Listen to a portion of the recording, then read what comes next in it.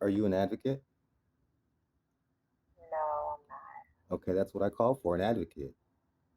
Yeah, so this is That's the an patient advocate's advocate's office, office. right? It is. Okay, So I then just create a case.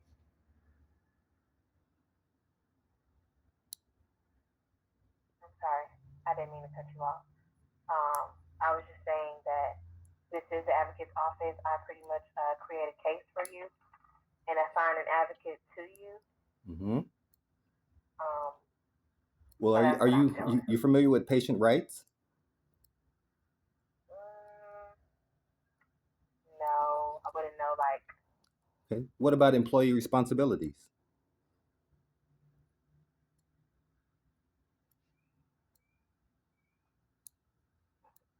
um,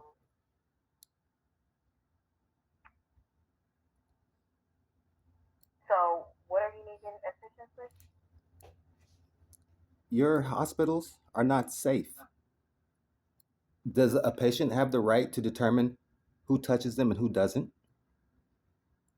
I would assume so. Yeah. Well, that's not the case because your people violently touch me and I protest.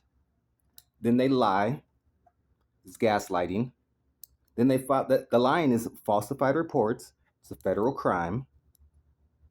Then they vilify me and they point the finger and say, "Oh, he's the bad guy because he came here recording because you have a history of being violent and then lying about it."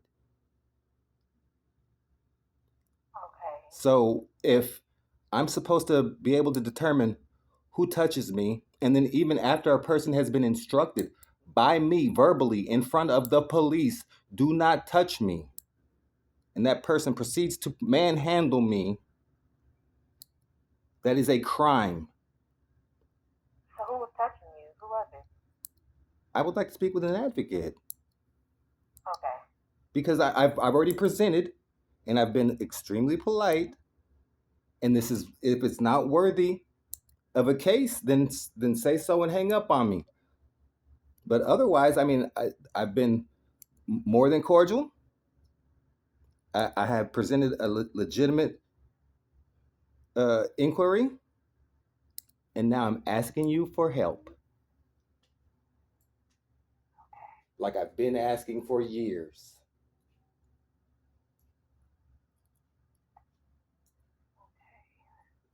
So I can talk all nice and sweet and then try to play y'all games. That's what y'all want, because the truth will be told.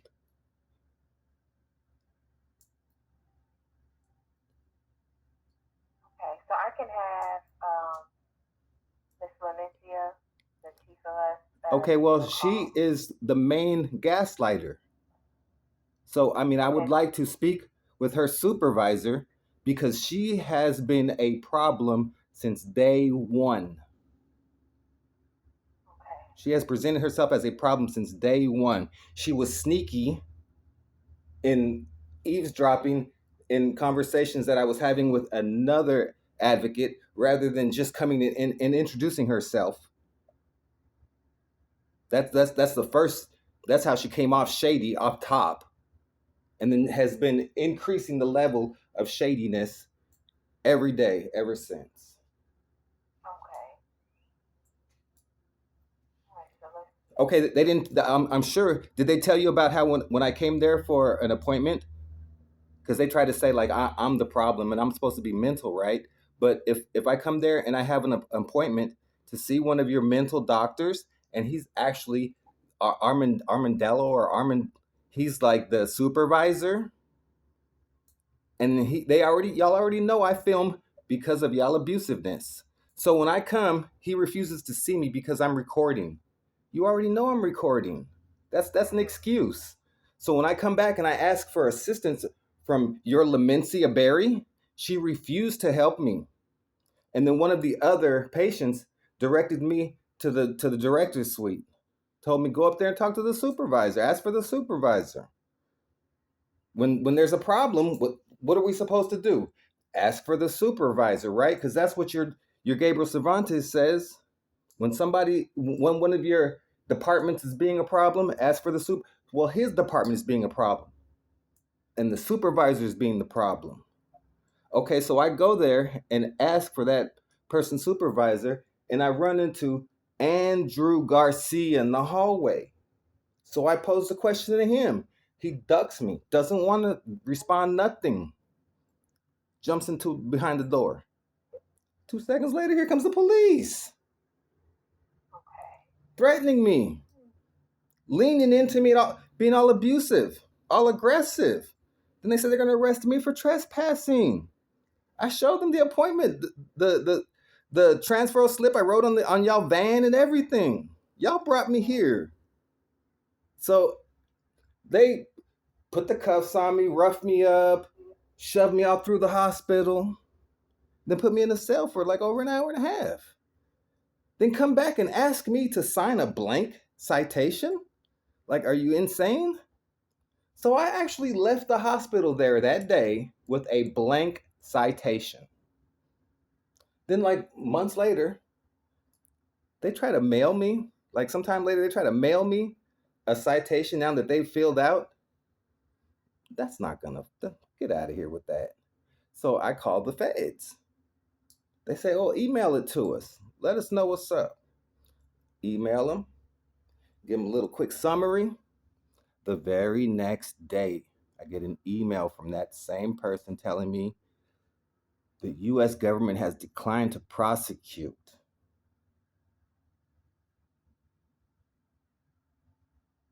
So that is, wait a second, that is not an unlawful arrest because the intent, when you knew it, you didn't have justification from the beginning, your intent, that's kidnapping. And all that aggression, all that physicality, that's torture. Sitting in that cell, that's torture. Shoving me through the hospital, humiliating me because of your hate, torture. And then your Lamencia Berry helps cover this up. And more crimes. That's not even the tip of the iceberg. Years, several years of crimes. Calling me, threatening me. That's why I don't want y'all to call me. Because y'all call me and threaten me. Sergeant Aguilan.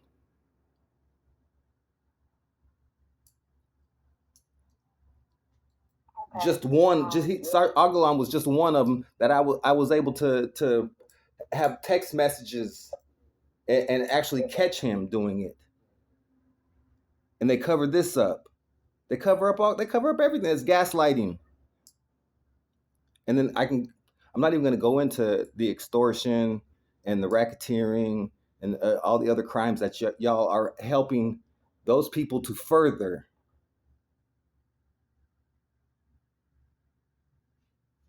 Okay, so let me ask.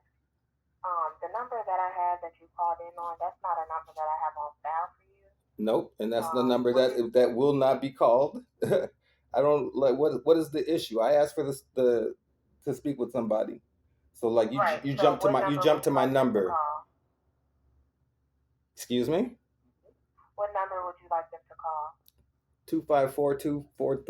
254-243-9030. Okay, so now I'm gonna ask you, why don't your people ever answer the phone?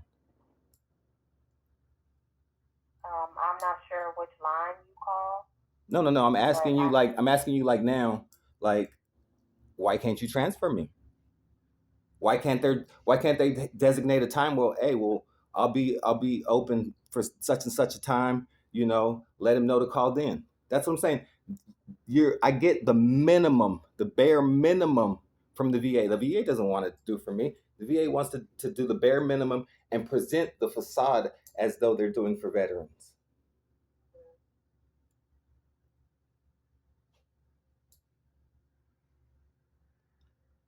This is about my health care. And so I'm supposed to have some sort of input in it. Veterans don't have no kind of input. We have to take whatever garbage y'all give us. We have to take whatever. because we don't have no input. We don't have no say so on all your reports. There's no words from us, no opinions from us. It's whatever lies y'all decide to tell. And just because you think you control the narrative, you control the truth. That's not it. You control your truth. So your truth and my truth in court, y'all truth is a heavily outweighed. So you can play that game in the VA, but you don't play it outside of the VA.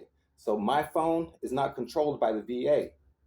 You have phones that are for the service or veterans. That's what your phones are for.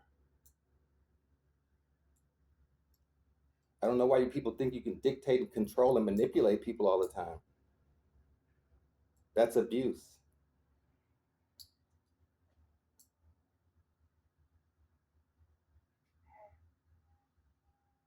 Okay, so I did reach out to our supervisors to see who I have available to give you a call.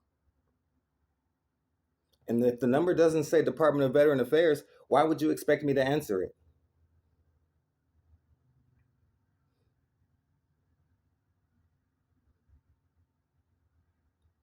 See, you're speechless because I know that y'all been calling from all kinds of crazy numbers, playing silly games. Are they telling you what to say? Are they typing it, or are they whispering in your ear? No, we're talking through messages, our team Mm-hmm. chat. Mm-hmm.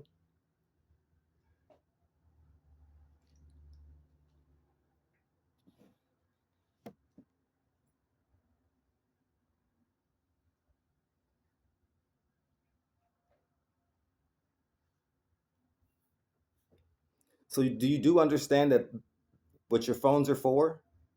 I mean, if you never got a call from another veteran, who are you going to get calls from?